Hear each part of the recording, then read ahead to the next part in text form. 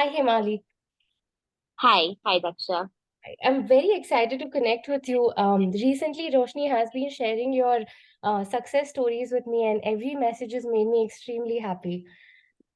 Thank you so much, and thank you for being so patient with me. I know I'm not the most consistent person, but thank you for being so patient with me. No worries at all. We have done a great journey. Just wanted to record and just go through how the journey has been. I have a set of questions for you. How was your journey on the program? Um, I think if I were to put it in one word, it might sound very cliche, but it was very transformative. And what I mean by that is it basically made me connect things that I was missing in my daily life, although we hear about it so much. It made me connect very simple things, put together very simple things for me to make changes. That's amazing. Did you think that diabetes reversal would be so easy, especially without calorie or carb restrictions? Absolutely not. Absolutely not. The first thing that I remember, even when I went to the doctor and my HbA1c was an 8.5, Mm. the first thing he said is, please give up on rice. Okay. And I'm not saying that I love rice, but I definitely love my South Indian meals with rice. So Right. when I had to hear that I would have to go off of rice, it was quite a challenge. Right. But no, I think the program really put things into perspective without, carb control or calorie control.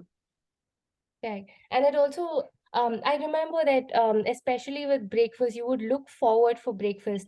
And initially you were finding it hard to follow the IF window, the intermittent fasting window, because of the Yes. episodes of hypoglycemia. But how is it now, and how do you feel about food, especially with breakfast now? Um, much better, right? Much better. And what I mean by that is, my IF window is still not a 14-hour. Mm, It's still a 10 to 12-hour window. mm. Um, but my breakfast choices have changed quite a bit.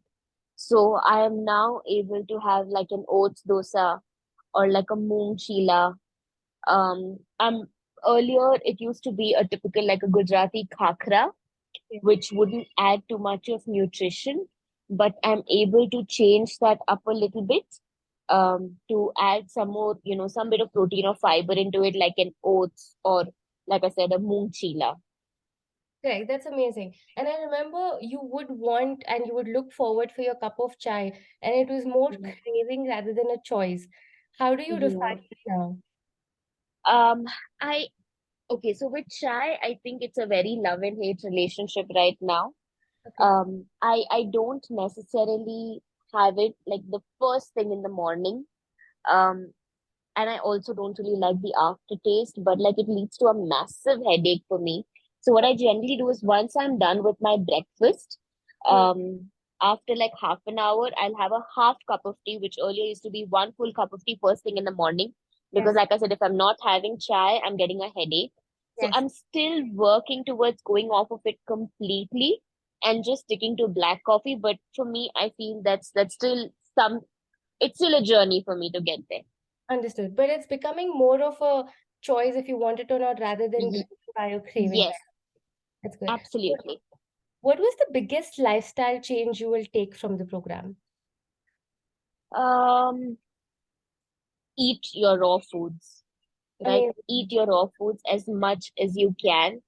Until I got on the program, cruciferous vegetables were alien to me. Although I didn't know they were called cruciferous. I didn't know what came under it. Right. But now I make it. I still don't like the taste of broccoli too much. But for a very surprising change, my husband started consuming a lot more broccoli in the day.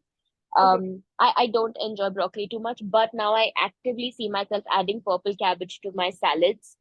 I like eating, even like a cabbage sabzi and things like that. I try and incorporate broccoli into my soups. So Okay. as much, so the one other thing is my fruit consumption has gone up a little bit. And what I mean by that is I actively try to have at least, if not three, at least two servings of fruit in a day. One mid-morning, which is around 11:30, and one at around 5 p.m., Yes. which I think helps a lot.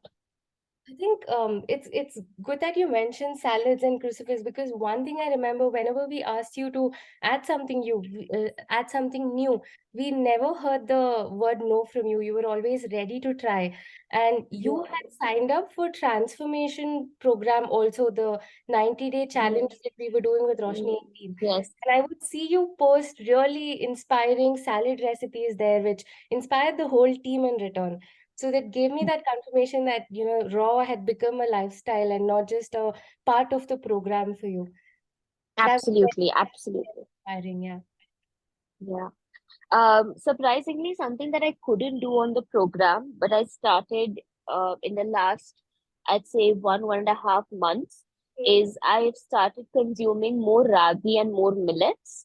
Like ragi happened easily, millet was difficult, but now at least 2 meals in a week are millet, 2 meals in a week are ragi. Yes, Which means I'm moving away from wheat and rice, which happened. So I do it very lovingly now because I'm still liking my millet with my rasam, which is great. yes. So it's not something which I can't sustain. It's Mm. something I'm able to keep up with. Like this month when I got my groceries, my millet was a second refill, which I was extremely happy about because I remember trying quinoa once and not liking it at all. Mm. But I tried little millet and now this time I got foxtail millet with me, and I must say I'm really liking that. It's amazing. And this also shows how much you're moving towards plant diversity, also focusing on your gut health, because sometimes we often stick to just two types or maximum three types of grains, and Yeah. touching millets, and you're giving it a go and you're trying new millets, and that's very good.